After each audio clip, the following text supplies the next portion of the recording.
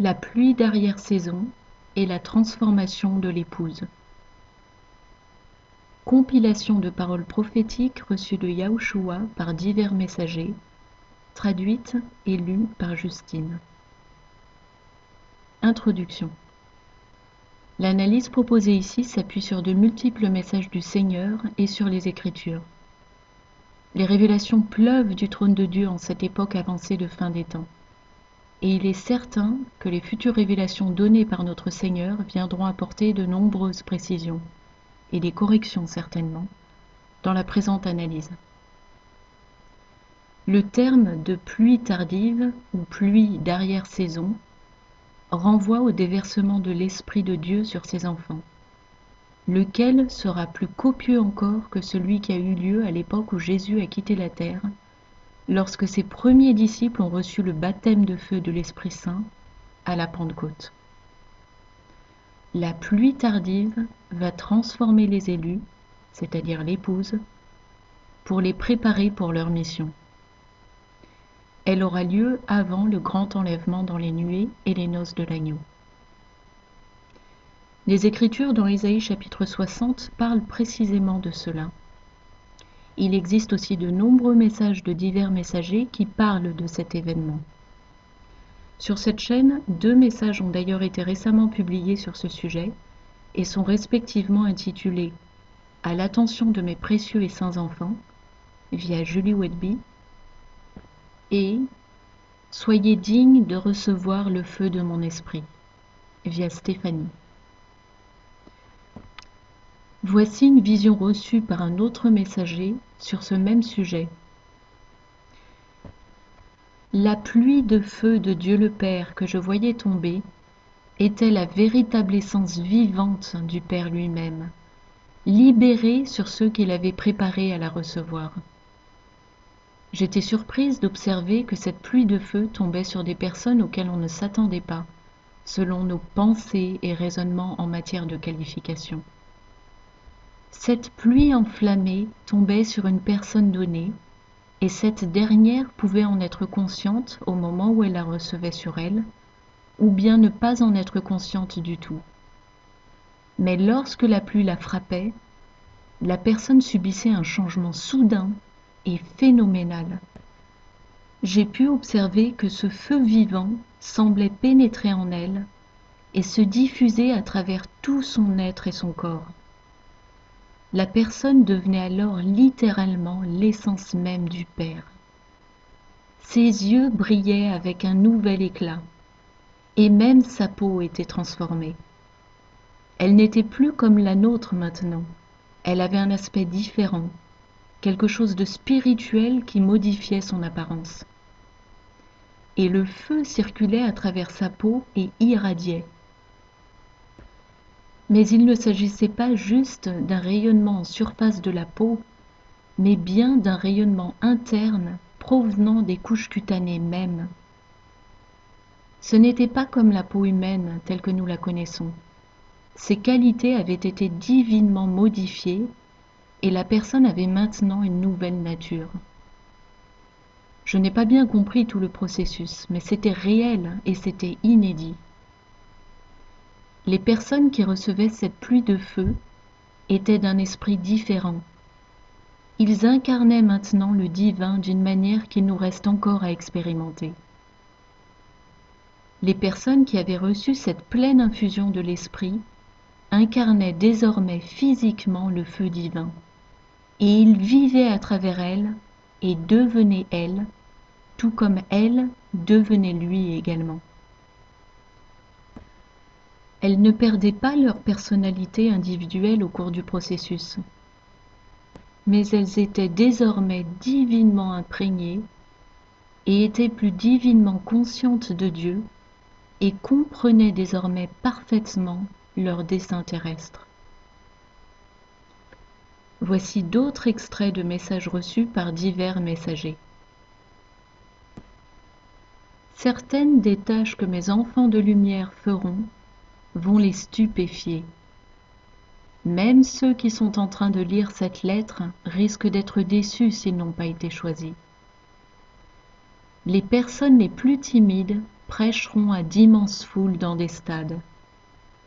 Ceux infirmes auparavant, qui ont été choisis pour recevoir la lumière, guériront les malades et rendront la vue aux aveugles. Ce sera la plus grande manifestation de Jésus-Christ œuvrant à travers la terre au moment précédant l'enlèvement de l'épouse. Des démons seront chassés de personnes alcooliques. Ceux qui sont abusés seront délivrés. Ceux qui ont été publiquement humiliés pour la cause de Christ pourront briller en cette heure pour leur Seigneur et Sauveur. J'ai été quelque peu silencieux dans l'intervalle de temps entre ma pluie précoce et ma pluie tardive. Je viens de le révéler à ma fille. Je n'ai pas toujours déversé mon esprit comme je suis en train de le faire en cette époque actuelle.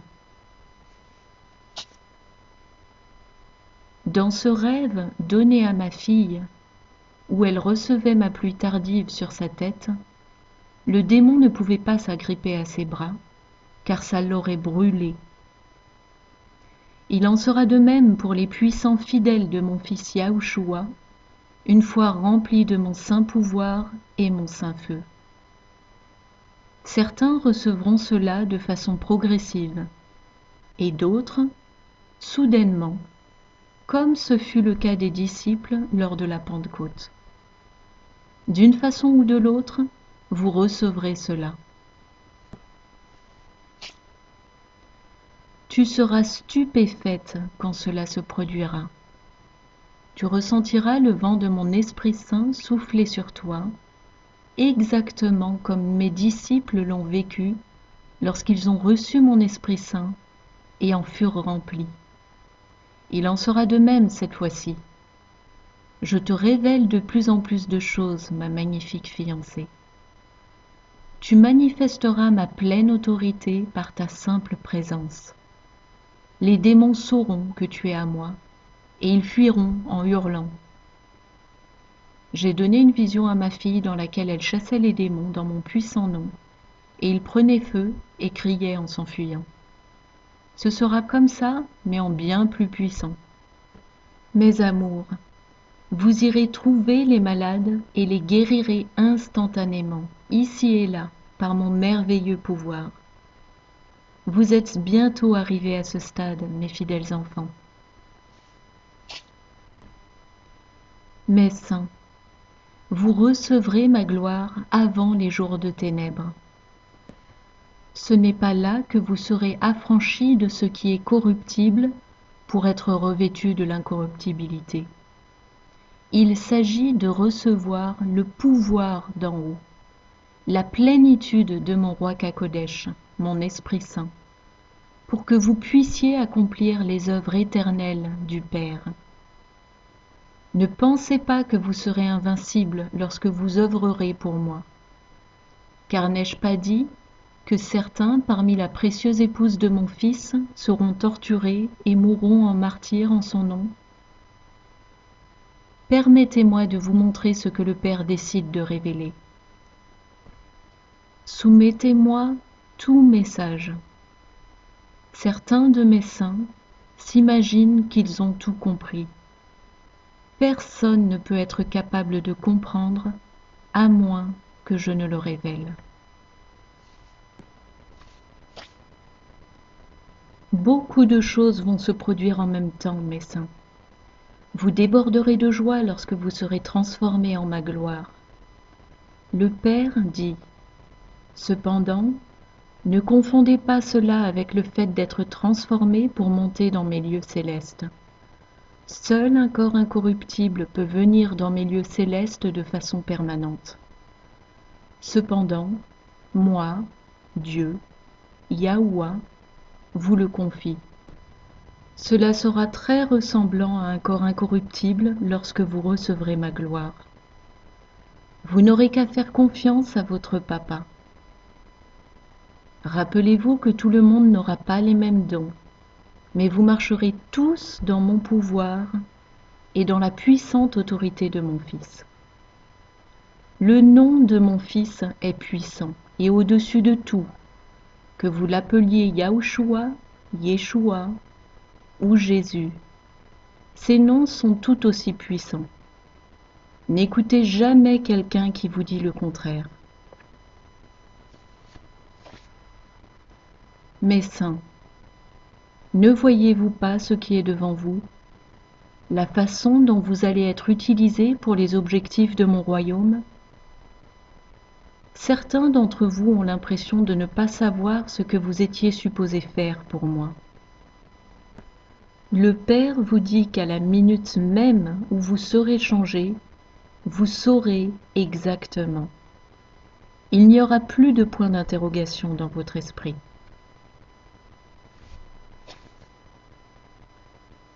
La planète mystérieuse arrive rapidement. Mes fidèles enfants, savez-vous ce qui va se produire lorsque cette planète va se montrer? Cela signifie qu'il ne vous reste que quelques heures si vous êtes une fiancée de mon fils. Cette planète va causer des bouleversements avec toutes les propriétés de votre terre. Cela va plonger votre terre dans les douleurs de l'enfantement. Et ma création ne va pas savoir quoi penser.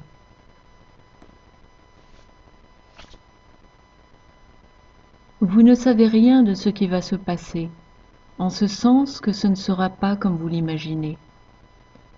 Vous êtes dans les heures finales du monde tel que vous le connaissez.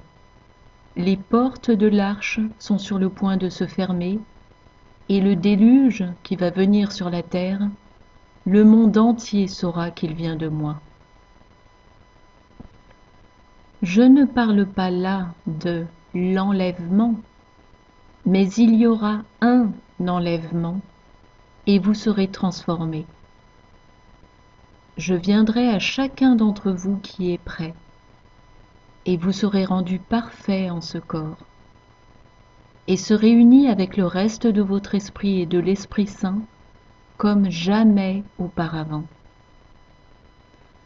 Le monde sera plongé dans l'obscurité, et ils ne sauront pas où vous êtes passés. Il y aura de grands et puissants miracles accomplis à travers vous, et vous démontrerez la lumière de Dieu en vous et à travers vous, comme personne n'en a encore fait l'expérience. Vous irez dans les hôpitaux, et ils auront l'impression d'être au chômage, car tout le monde se lèvera et sera parfaitement rétabli. Quand le vent soufflera du nord, ce sera un vent de vannage. Tu verras du feu pleuvoir des cieux, et des choses en toi vont commencer à changer, rayonnant avec intensité. Mon amour, ne sois pas effrayé, car cela ne sera pas douloureux.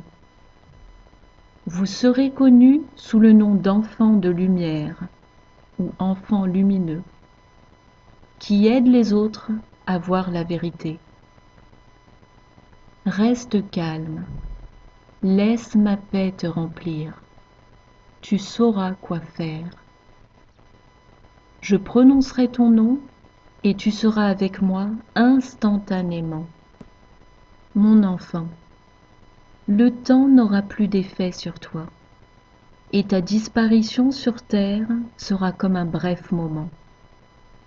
Ne t'inquiète pas pour ta famille, car ils sont dans ma main, et je les protégerai. Sois prête, mon amour, je viens pour toi.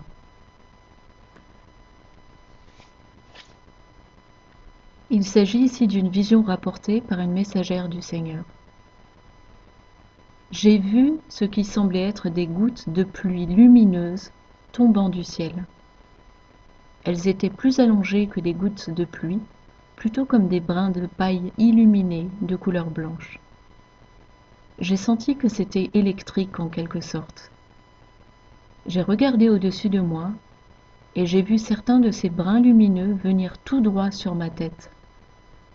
J'ai regardé en l'air de nouveau, à travers le ciel, et j'ai vu Jésus assis sur un cheval. Je ne pouvais pas bien le distinguer, mais je savais que c'était lui. Il chevauchait un cheval blanc, et il était brillant et dans les mêmes tons que son cheval.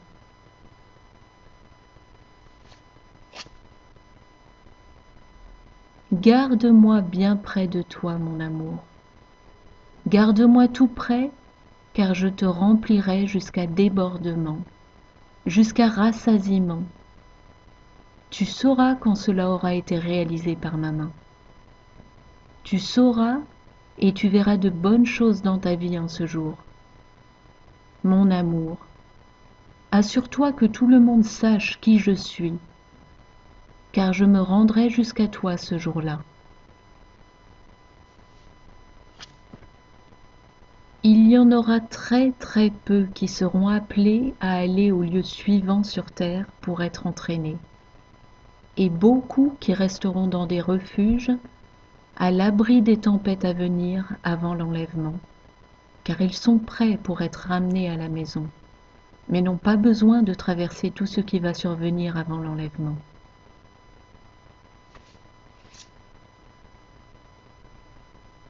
Il semblerait qu'il y ait deux groupes dans l'épouse. Un groupe qui est une épouse guerrière, qui sera conduite dans un lieu où elle sera entraînée pour l'étape suivante de combat spirituel. Cela aura lieu un certain temps avant les 3 jours de ténèbres. Les écritures suivantes semblent y faire référence. Ésaïe, chapitre 5, versets 26 à 30. Le Seigneur dresse un signal pour des nations lointaines. Il siffle pour faire venir cette troupe depuis les extrémités de la terre. La voilà qui se hâte et arrive au plus vite. Il n'y a personne chez elle qui se sente fatigué, personne qui traîne les pieds, personne qui somnole, personne qui s'endorme. Aucun ceinturon n'est débouclé, aucun lacet desserré. Ses flèches sont aiguisées, ses arcs prêts à tirer. Les sabots de ses chevaux sont durs comme du silex, et les roues de ses chars font penser à un tourbillon. On croit entendre le rugissement d'un lion. Il rugit comme des lionceaux. Il gronde et saisit sa proie, et la met en lieu sûr, sans que personne n'ose la lui arracher. Un de ces jours, il y aura près de lui un mugissement, comme celui de la mer en colère. On regardera le pays, mais on n'y verra que ténèbres, avec des alternatives d'angoisse et d'espérance. Au ciel, l'obscurité régnera. Ésaïe chapitre 60 verset 9 semble parler de ce lieu d'entraînement. Car les îles espèrent en moi et les navires de Tarsis sont en tête pour ramener de loin tes enfants avec leur argent et leur or, à cause du nom de l'Éternel, ton Dieu, du Saint d'Israël qui te glorifie. Et par ailleurs, il semble qu'il y ait un autre groupe qui aura un autre rôle. Les membres de ce groupe seront protégés dans leur demeure pendant les 3 jours de ténèbres. Ils devraient être transformés pendant ces 3 jours. Il est un verset qui renvoie clairement à ce moment-là. Ésaïe, chapitre 26, versets 20 et 21. Viens, mon peuple, entre dans tes chambres et ferme tes portes sur toi. Cache-toi pour un petit moment, jusqu'à ce que la colère soit passée. Il est possible que la façon différentielle dont est délivrée la pluie de feu de l'esprit sur l'épouse dépende du groupe et de la catégorie auquel appartient une fiancée donnée, ou de l'état de maturité en Christ de cette personne. Car il est évident que, étant tous différents et uniques, les élus ont des stades très variables de maturité en Christ, lequel dépend notamment de leur parcours et du moment où ils ont pleinement donné leur vie à notre Seigneur. Ces pluies de l'Esprit sont réservées aux élus, c'est-à-dire l'épouse de Christ. et il se pourrait qu'elles se produisent en concomitance avec les occurrences, c'est-à-dire les périodes, de jours de ténèbres. En effet, une messagère sentinelle a reçu la révélation suivante de Yahushua. Il y aura des ténèbres avant les 3 jours de ténèbres. Et pour l'illustrer, il lui a donné des visions et des songes, évoquant diverses occurrences de ténèbres racontées dans la Bible. Il lui a aussi fait remarquer que, à chaque fois que son père descend du 3e ciel, où se trouve son trône, vers le 1er ciel, qui est notre atmosphère, des ténèbres précèdent sa visite. Les périodes de ténèbres profondes et surnaturelles sont pour les autres individus, croyants ou non croyants, des occasions ultimes, reflets de l'immense miséricorde divine, de se tourner vers le Seigneur et se repentir. En parallèle de ces deux groupes qui se dessinent par rapport à l'événement appelé 3 jours de ténèbres, notez qu'il a été révélé qu'il existe 5 catégories de fiancés ou élus. Voir la parabole des 10 vierges dans Matthieu chapitre 25 versets 1 à 12, où 5 d'entre elles sont dites sages. En outre, le Seigneur a révélé à sa messagère Thérée que lors de l'enlèvement numéro 1, nous serons enlevés par paires. Vous allez être conduits dans l'arche par paires. Genèse chapitre 7 versets 1 à 4. L'Éternel dit à Noé, « Entre dans l'arche, toi et toute ta maison, car encore 7 jours, et je ferai pleuvoir sur la terre 40 jours et 40 nuits. » Le fait que les élus soient appareillés en binôme, cela est préfiguré dans les Écritures, lorsque Jésus envoie ses disciples prêcher par deux, comme on peut le lire dans l'évangile de Luc. Luc chapitre 10, versets 1 et 2. Après cela, le Seigneur désigna encore 70 autres disciples, et il les envoya 2 à 2 devant lui, dans toutes les villes et dans tous les lieux où lui-même devait aller. Il leur dit, « La moisson est grande, mais il y a peu d'ouvriers. Priez donc le maître de la moisson d'envoyer des ouvriers dans sa moisson. » Il va y avoir plusieurs étapes de sauvetage qui constituent l'enlèvement numéro 1, avant l'unique grand enlèvement dans les nuées des élus et des appelés, c'est-à-dire l'épouse et les invités des noces de l'agneau. L'événement prophétisé sous le nom 3 jours de ténèbres se révèle s'inscrire dans ce que la Bible nomme le jour du Seigneur. Le jour du Seigneur correspond au déclenchement de la colère de Dieu. Ce n'est pas un jour en soi, mais cela s'étale sur une certaine durée. Voir Apocalypse chapitre 6 verset 12, Apocalypse chapitre 9 verset 1, Apocalypse chapitre 16 verset 14, etc. Pendant les 3 jours de ténèbres, les nations sont jugées, comme il est écrit dans Matthieu chapitre 25 verset 31 à 45. Et les multitudes doivent prendre position pour ou contre Dieu. Une invasion d'entités déchues a lieu au début des 3 jours de ténèbres. Dès la fin des 3 jours commence la grande moisson d'âmes. C'est le rôle essentiel de l'épouse, récolter le plus d'âmes possible pour le royaume de Dieu.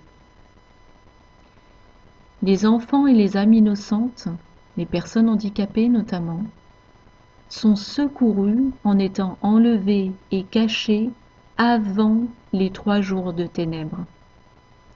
Les élus, l'épouse, sont transfigurés soit avant les 3 jours de ténèbres et réunis dans un lieu sur terre pour être entraînés, ou bien ils sont transfigurés pendant les 3 jours de ténèbres, recevant leur mission particulière, leur assignation, pour aider les âmes perdues et celles tièdes au milieu de la dévastation.